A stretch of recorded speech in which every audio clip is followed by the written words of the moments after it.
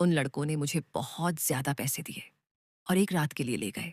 जब पांचों लड़कों ने मेरे जिस्म से अपनी हवस पूरी कर ली, तो अचानक उनका छठा दोस्त भी आ गया। मगर वो जैसे ही कमरे में अंदर आया तो उसकी चीखें निकल गई, क्योंकि हालात इंसान को वह सब करने पर मजबूर कर देते हैं जिसके बारे में उसने कभी सोचा भी नहीं होता।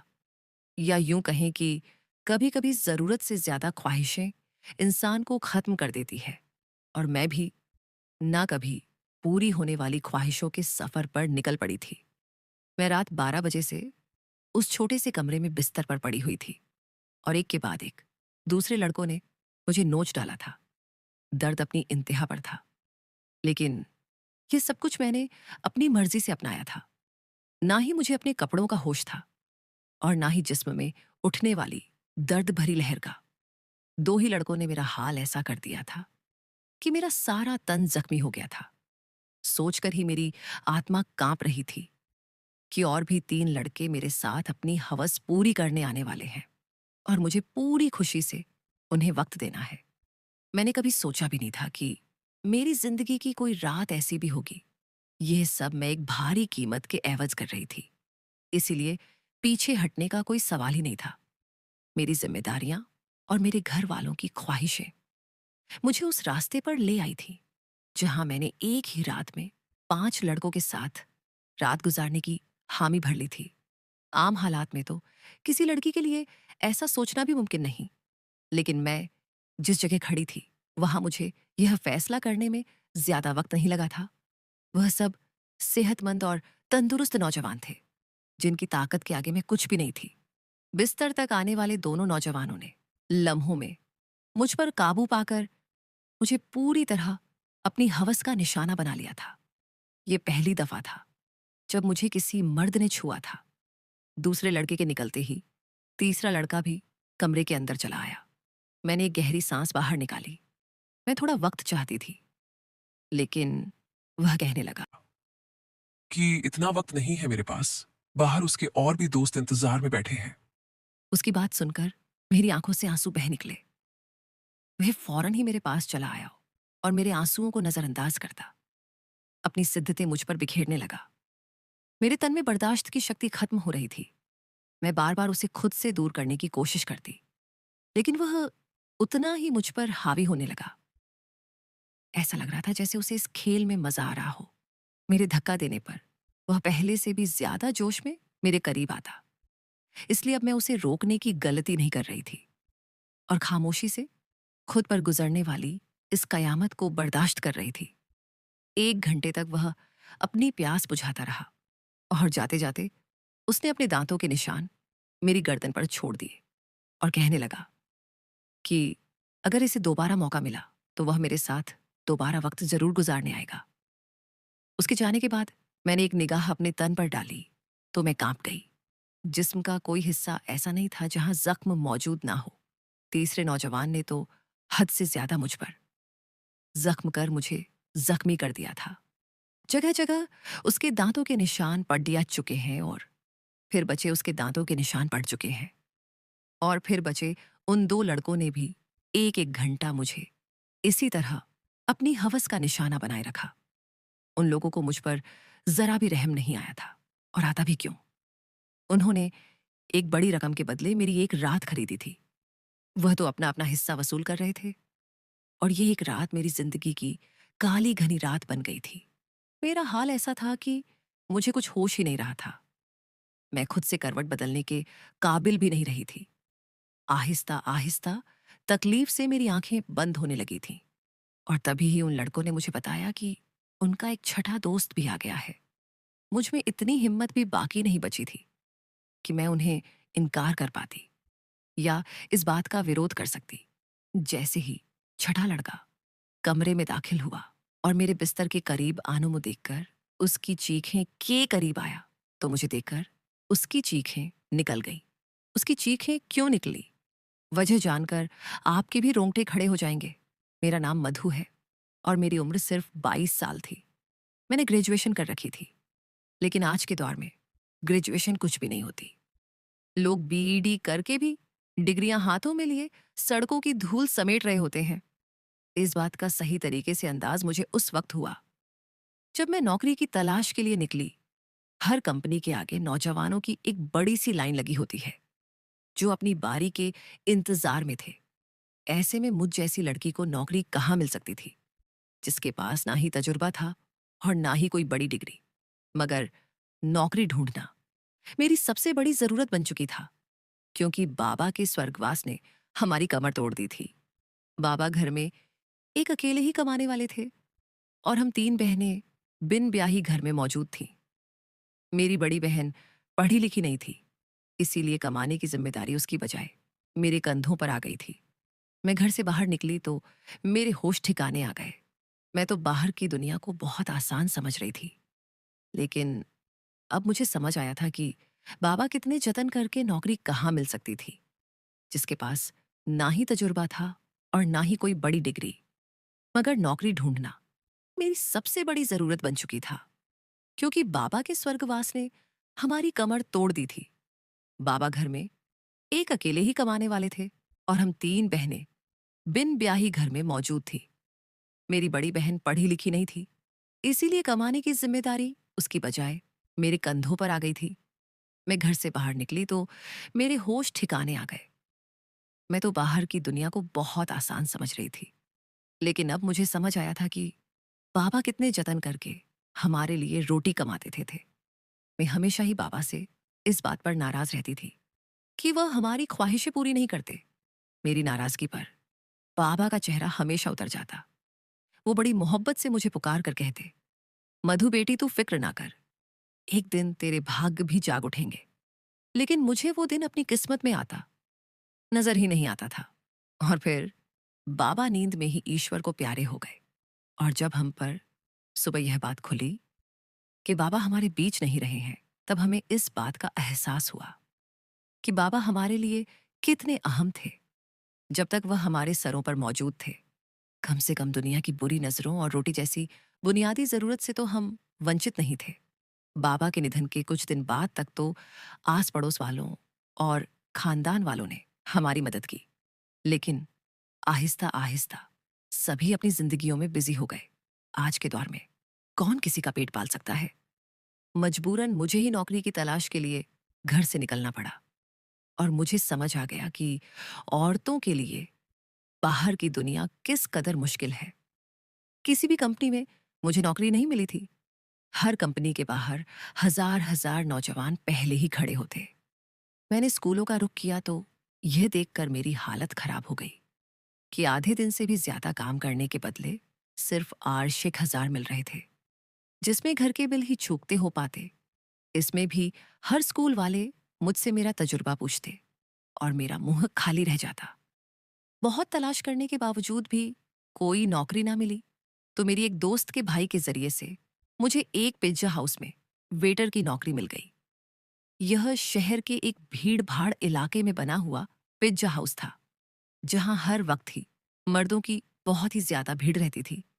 काले रंग का फिटिंगदार पेट कोट मेरे हवाले कर दिया गया, जिस पर पिज्जा हाउस का नाम लिखा था, और मुझे अगले दिन से ही नौकरी पर बुला लिया गया।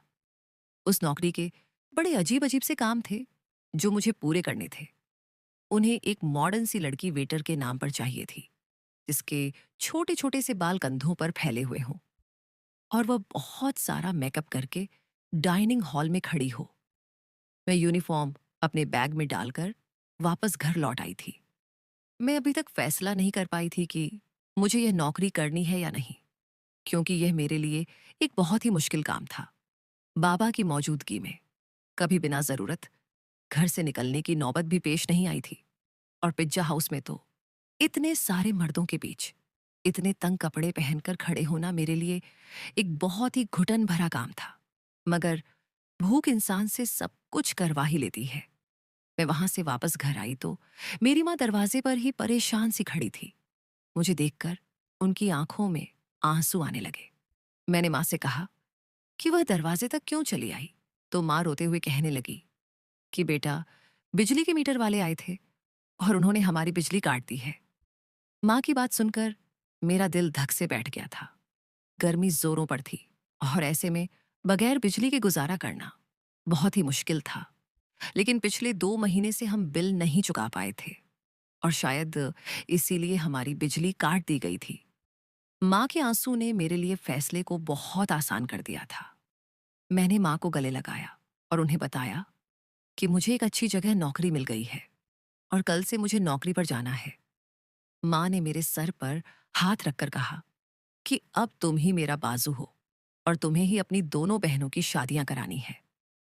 माँ ने एक भारी जिम्मेदारी मेरे कंधों पर डाल दी थी और मैं सोच रही थी कि मैं यह जिम्मेदारी कैसे निभाऊंगी, लेकिन मुझे ही यह फर्ज निभाना था। माँ पूछ रही थी कि मुझे नौकरी कहाँ मिली है, लेकिन मैं उन्हें नहीं बताना चाहती थी कि मुझे कहाँ नौकरी मिली है। इसीलिए मैंने माँ से कह दिया कि एक बड़ी सी कंपनी में एक अच्छी नौकरी मिल गई है। मेरी नौकरी का वक्त दोपहर 3 बजे से रात 11 बजे तक था और यह बात मैंने बड़ी मुश्किल से माँ को बताई थी। मेरी नौकरी का वक्त जानकर वो हैरत से मेरी तरफ देखने लगी कि यह कौन सी कंपनी है जहां दोपहर 3 बजे बुलाया गया है। मैंने झूठ कह दिया कि यह एक मल्टीनेशनल कंपनी है जो 24 घंटे चलती है। इस वक्त हमें पैसों की इतनी जरूरत थी कि माँ ने और ज्यादा सवाल करने की बजाय मुझे तरक्की की ढेर सारी दुआएं दी और अगली दोपहर 2 बजते ही पिज्जा हाउस के लिए रवाना हो गई। मुझे क्या खबर थी कि यहाँ से मेरी किस्मत मुझे कहाँ ले जाने वाली है। मैंने अपना यूनिफॉर्म पिज्जा हाउस में आकर बदली थी। मैनेजर ने मुझे पिज्जा हाउस के दरवाजे के करीब ही खड़ा कर दिया और कहने लगा, आज तुम्हारा पहला दिन है, इसीलिए तुम हर आते जाते को इज्जत से वेलकम करोगी। और गुस्सा होकर कहा कि यह कैसा मुंह उठाकर आ गई हो, जाओ पहले मेकअप करो। मैनेजर की बात सुनकर मैं शर्मिंदा हो गई क्योंकि मेरे पास मेकअप नहीं था। वहां मौजूद एक दूसरी लड़की ने अपने मेकअप से मुझे गहरी सुर्खी लगाई। वह बड़ी तेजी से मेरे चेहरे पर अपना हाथ चला रही थी और उसके बाद जब मैंने आईने में खुद को देखा तो हैरान रह गई। मुझे मालूम था कि खूबसूरत हूँ और मेरा रंग भी बहुत साफ है, लेकिन थोड़े से मेकअप के बाद मैं पूरी तरह निखर गई थी। मैं खुद को आईने में देख रही थी जब वो लड़की कहने लगी कि ये लोग खूबसूरती देखकर ही तो यहाँ रखते हैं, वरना काम करने को तो बहुत से लोग मिल जाते हैं। मैं जान गई थी कि ये नौकरी मुझे मेरी काबिलियत की वजह से नहीं बल्कि खूबसूरती की वजह से मिली है। नौकरी का ये पहला दिन मेरे लिए बहुत ही भारी था। मैं 3 बजे से दरवाजे पर खड़ी आने जाने वाले मर्द और औरतों को वेलकम कर रही थी। यहाँ औरतों की तादाद कम ही आती थी, ज्यादातर मर्द ही आ रहे थे। रात गए तक मेरे पैरों में बहुत ज्यादा दर्द हो चुका था और अभी मुझे वापस बसों के धक्के खाते हुए घर भी पहुंचना था। 12 बजे के करीब मैं घर पहुंची थी। माँ मेरे इंतजार में जाग रही थी। मैंने माँ के साथ बैठकर खाना खाया और फौरन ही बिस्तर पर लेट गई। मुझे बाबा की बहुत याद आ रही थी। बाबा मेरे सबसे ज्यादा नखरे उठाया करते थे, फिर भी मैं हमेशा उनसे किसी ना किसी बात पर रूठ जाती थी। पैरों की तकलीफ से तड़पते तड़पते कब मुझे नींद लग गई, पता ही नहीं चला। अगले दिन मैं फिर 2 बजे के करीब घर से निकल गई थी। आज मुझे दरवाजे के पास खड़ा नहीं किया गया था, बल्कि ऑर्डर लेने का काम दिया गया था। ये काम मुझे थोड़ा सा आसान लगा था, लेकिन कुछ ही देर में अंदाजा हो गया कि यह काम बिल्कुल भी आसान नहीं था। मैं जिसके पास भी ऑर्डर लेने के लिए जाती, उनमें से अक्सर मर्द मुझे सर से पांव शून्य तक देखते और मुस्कुराते। बदले में मुझे भी मुस्कुराहट जाहिर करनी पड़ती, क्योंकि यह मेरी नौकरी का नियम था। जानबूझकर ऑर्डर देने में काफ़ी वक्त लगाते और कभी कभी तो ऑर्डर देते वक्त इस कदर करीब आ जाते कि मेरा सांस रुकने लगता। ये पिज्जा हाउस मुझ जैसी वेटर की वजह से ही चल रहा था। इस बात का अब मुझे अच्छी तरह अंदाजा हो गया था कि यहाँ आने वाले ज़्यादातर मर्द लड़कियों की वजह से ही आते थे। दिन तेजी से गुजर रहे थे और मुझे यहाँ नौकरी करते करते महीना हो गया था। उस एक हफ्ते में काफ़ी कुछ ऐसा हुआ जो मेरे लिए बहुत ही अजीब था।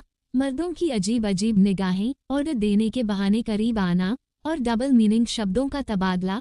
लेकिन उस नौकरी की सबसे अच्छी बात ये थी कि तनख्वाह से हटकर उस एक महीने में टिप के काफ़ी पैसे जमा हो गए थे। मैंने उन पैसों से बिजली का बिल पे किया था। आहिस्ता आहिस्ता मैं पिज्जा हाउस के माहौल की आदी होती जा रही थी। 5 लड़के रोज ही शाम के वक्त पिज्जा हाउस आते और सबसे कोने वाली टेबल पर बैठ जाते। वो टेबल मेरे ही हिस्से में थी। और रोजाना मैं ही उनके पास ऑर्डर लेने के लिए जाती थी। वो पांचों ही 24-25 साल के नौजवान थे जो मुझे गहरी निगाहों से देखा करते थे। आज भी मैं उनके पास ऑर्डर लेने के लिए गई तो उनमें से एक पूछने लगा, तुम यहाँ बहुत मजबूरी में नौकरी करती हो ना? मैंने हाँ कह दिया। उसने फौरन ही अपना कार्ड निकालकर मेरे आगे रखा और कहने लगा, तुम बहुत ही शरीफ लड़की लगती हो, अगर कभी किसी मदद की जरूरत पड़े तो याद कर लेना। बिना सोचे समझे ही मैंने वो कार्ड उठाकर अपने कोट की जेब में रख लिया तो वो मुस्कुरा उठा। उसके बाद ये सिलसिला चल पड़ा। रोज ही मैं उनका ऑर्डर लेने जाती और उनमें से कोई ना कोई मुझसे कोई सवाल पूछ लेता। रोजाना होने वाली इस मुलाकात की वजह से हम थोड़े फ्रेंडली से हो गए थे। दूसरा महीना भी पलक झपकते ही गुजर गया था और फिर माँ ने एक दिन मुझे बताया कि तुम्हारी बड़ी बहन के लिए बहुत अच्छा रिश्ता आया है और वो लोग जल्दी शादी करना चाहते हैं। माँ की बात सुनकर मैं परेशान हो गई क्योंकि अभी तो मैंने घर का खर्चा ही अपने कांधे पर उठाया था। शादी की जिम्मेदारी का मैं सोच भी नहीं सकती थी। माँ कहने लगी, तू अपनी कंपनी से लोन ले लो। कितनी बड़ी कंपनी है, लाख रुपए भी लोन मिल गया तो तेरी बहन की अच्छे से शादी हो जाएगी। मेरी बड़ी बहन भी 26 साल की हो रही थी और माँ उसकी तरफ से बहुत परेशान थी। अब मैं माँ को क्या बताती कि मैं तो पिज्जा हाउस पर मुझ मामूली सी नौकरी कर रही थी, लाख रुपए मुझे कहाँ से मिलते। मैंने माँ की बात का कोई जवाब नहीं दिया, लेकिन माँ की आंखों में मुझे चमकती हुई उम्मीद साफ दिखाई दे रही थी। माँ को यकीन था कि मुझे कंपनी से लोन मिल जाएगा और मैं सोच रही थी कि मेरे झूठ ने मुझे कहाँ फंसा दिया है। अगले दिन मैं नौकरी पर भी सारा वक्त परेशान रही और यह बात मेरे साथ काम करने वाली लड़की ने नोट कर ली। वो मुझसे कहने लगी कि क्या बात है मधु, आज तुम बहुत ही ज्यादा परेशान लग रही हो।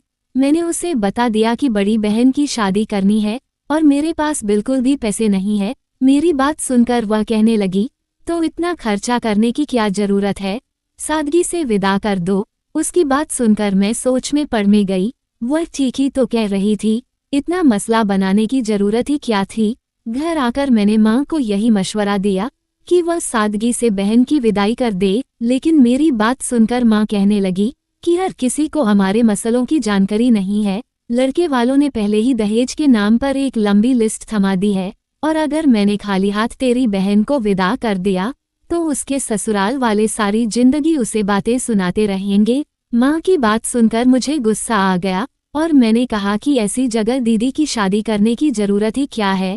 मेरी बात सुनकर माँ नाराज हो गई और कहने लगी, ना जाने कैसे कैसे करके तेरी बहन का एक अच्छी जगह से रिश्ता आया है और तू इसमें भी नुक्स निकाल रही है। अगर आज तेरा बाप जिंदा होता तो मुझे तेरी मिन्नत ना करनी पड़ती, वो खुद ही अपनी बेटी के लिए कैसे भी करके रकम जमा कर लेता।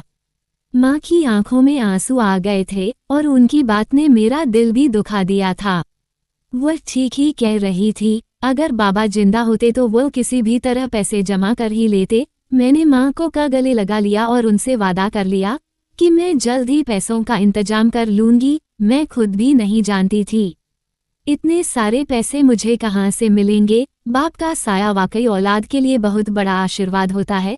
वह अपनी जान पर खेलकर भी औलाद को जिंदगी के सारे सुख देता है और मेरे लिए अपने बाप की जगह लेना बहुत ही मुश्किल था।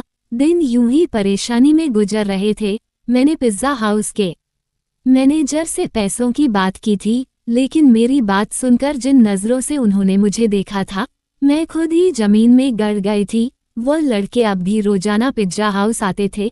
मैं उनका ऑर्डर लेने गई तो उनमें से एक कहने लगा, क्या बात है, आज तो आपका चेहरा बिल्कुल ही उतरा हुआ है। उसकी बात सुनकर ना जाने क्यों मेरी आंखों में आंसू आ गए थे। वह बार बार पूछने लगा कि मैं उसे अपनी परेशानी बताऊं। ना चाहते हुए भी मैंने उसे अपना मसला बता दिया था, क्योंकि मुझे भी किसी ऐसे इंसान की तलाश थी जिसके आगे मैं खुलकर अपना दर्द बयान कर सकूं। मेरी बात सुनकर उनके चेहरे पर मुस्कुराहट आ गई और वह कहने लगे कि इतनी छोटी सी बात के लिए आप इस कदर परेशान हैं। हमने आपको अपना कार्ड इसीलिए दिया था कि कोई भी परेशानी हो तो आप हमें याद कर ले। मैं हैरत से उनके चेहरे देखने लगी। मैं ये सोच भी नहीं सकती थी कि वह 5 अजनबी लड़के मुझे पैसे दे सकते हैं, लेकिन उन पांचों ने फौरन ही मुझे लाख रुपयों की ऑफर कर दी। मैं उनकी तरफ देख रही थी। वह कहने लगे, 1 लाख रुपये देना उनके लिए कोई बड़ी बात नहीं है, लेकिन मुझे भी उनके कुछ काम आना होगा। उनकी बात सुनकर मैं ठिठक गई। उन लड़कों को मुझसे क्या काम हो सकता था, ये बात समझने में मुझे ज्यादा देर नहीं लगी थी। मैंने फौरन ही घबराकर कहा कि मैं एक शरीफ घराने से संबंध रखती हूँ और मैं कोई गलत काम नहीं कर सकती। वो हंसकर कहने लगे कि हमने सिर्फ पेशकश की है, कबूल करना ना या ना करना आपकी मर्जी है, लेकिन आज के दौर में 1 लाख आपको कोई भी नहीं देगा, चाहे वह आपका करीबी रिश्तेदार ही क्यों ना हो। बात तो उनकी भी बिल्कुल ठीक थी, लेकिन मैं अपनी इज्जत गिरवी रखकर लाख रुपया हासिल नहीं करना चाहती थी, इसलिए मैंने उन्हें साफ इनकार कर दिया। मैं हालात से पूरी तरह थक चुकी थी और ऐसे ही थकी हारी जब लौटकर घर आई तो मेरी माँ और बहन मेरे इंतजार में थी। माँ ने बताया कि दीदी के ससुराल वाले 1 महीने बाद ही शादी की बात कर रहे हैं और वह दीदी के साथ साथ छोटी को भी अपने छोटे बेटे के लिए लेना चाहते हैं। इसी तरह एक खर्चे में दोनों शादियां हो जाएंगी। छोटी के रिश्ते का सुनकर जहां मुझे खुशी हुई थी, वहीं 1 महीने का वक्त सुनकर मेरी जान निकल गई थी। पैसों का कोई इंतजाम ना हो सका था और माँ मुझसे उम्मीद बांधे बैठी थी। मैंने एक नज़र अपनी दीदी के चेहरे पर डाली, जहां बहुत समय बाद खुशी की रौनक नजर आ रही थी। मैं भी दीदी के ससुराल वालों से मिली थी।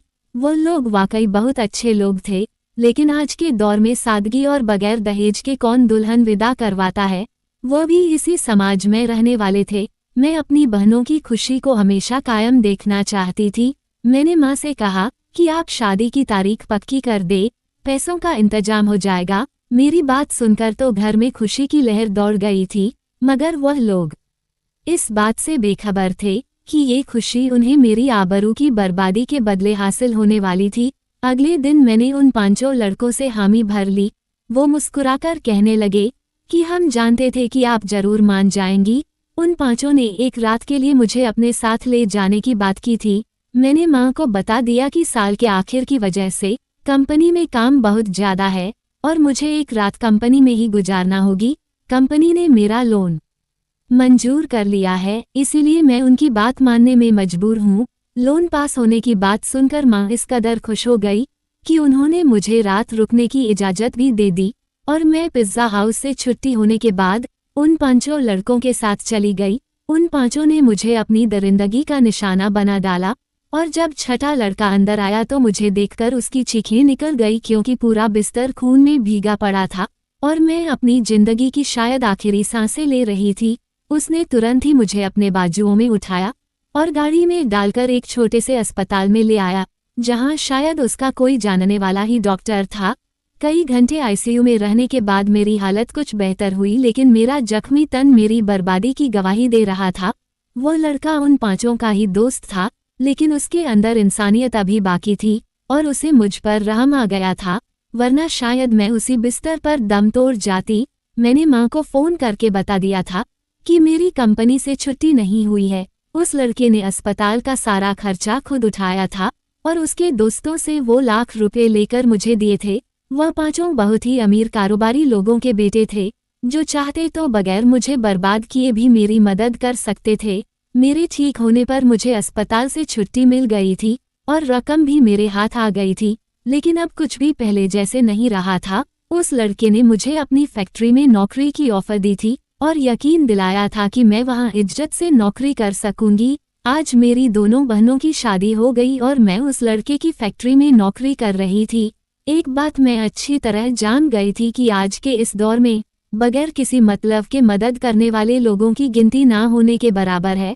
हमेशा नौकरी करने वाली लड़कियों को इज्जत की नज़र से देखें, क्योंकि वह बहुत ही मजबूरी की हालत में अपने घरों से निकलती है, चाहे फिर वह तंग कपड़े पहनकर किसी पिज्ज़ा हाउस के दरवाजे पर ही क्यों ना खड़ी हो।